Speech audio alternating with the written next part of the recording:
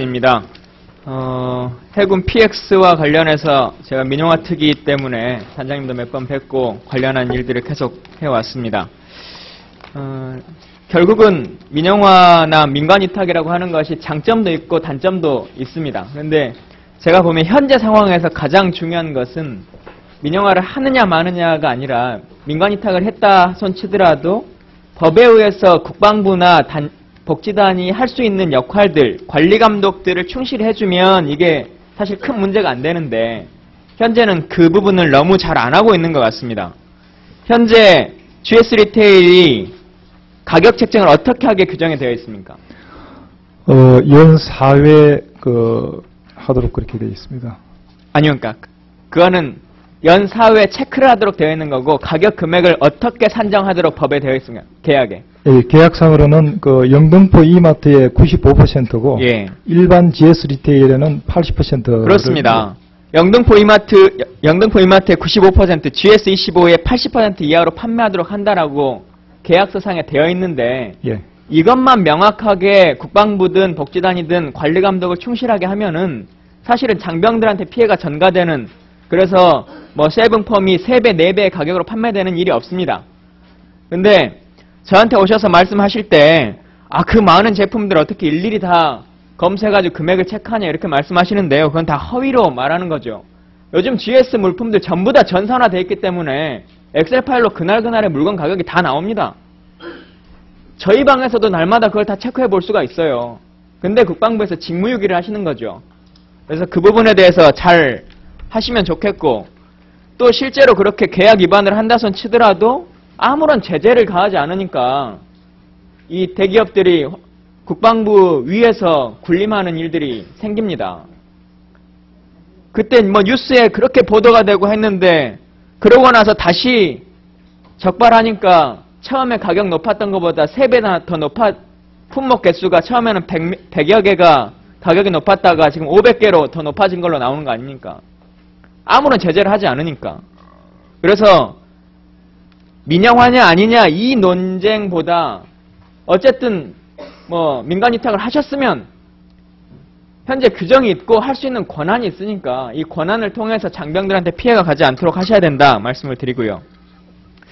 또 하나는 문제 중에 하나가 아까 존경하는 진성준 의원님께서도 말씀하셨습니다만은 인원들이 전투를 위해서 써야 되기 때문에 한다라고 하는데 실제 그것도 거의 잘 안 지켜지고 있고, 뭐 2가지 업무를 병행한다 손 치더라도 일반 마트, 그러니까 민간위탁이 되는 마트에서 면세주를 판매할 수 있습니까? 없습니까?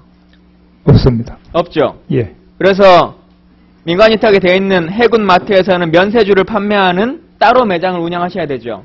그렇습니다. 예.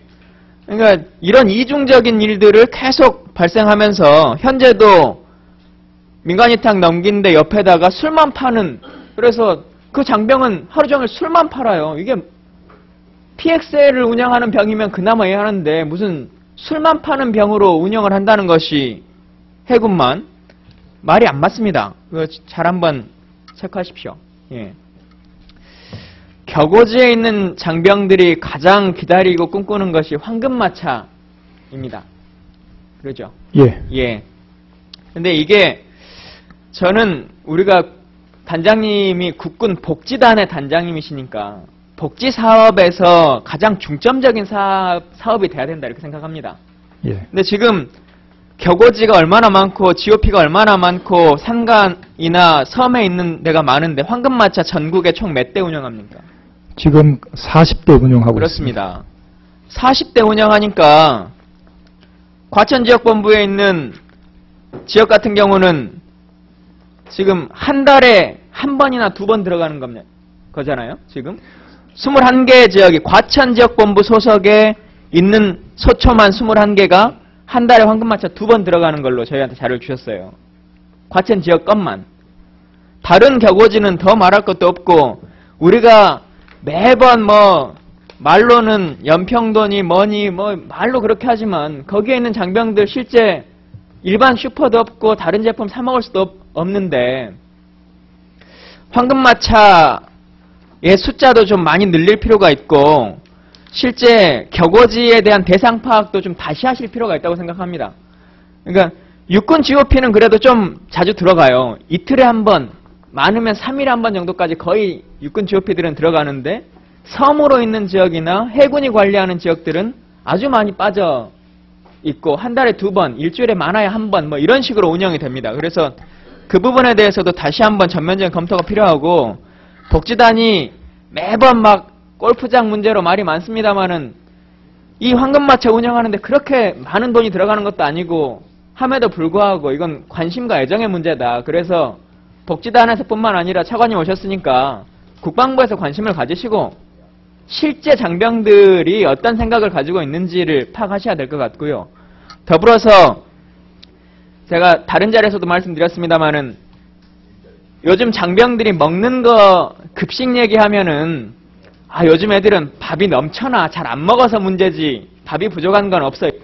말씀하시는 분들이 많고 군복 입은 분들도 그렇게 생각하실 겁니다. 근데 실제 일선 부대에 가보면 급식량이 부족하다고 하는 장병들이 있습니다. 근데 그런 부대는 대부분 PX가 없는 부대예요. 냉동식품으로 다른 음식을 채울 수 없는 부대들.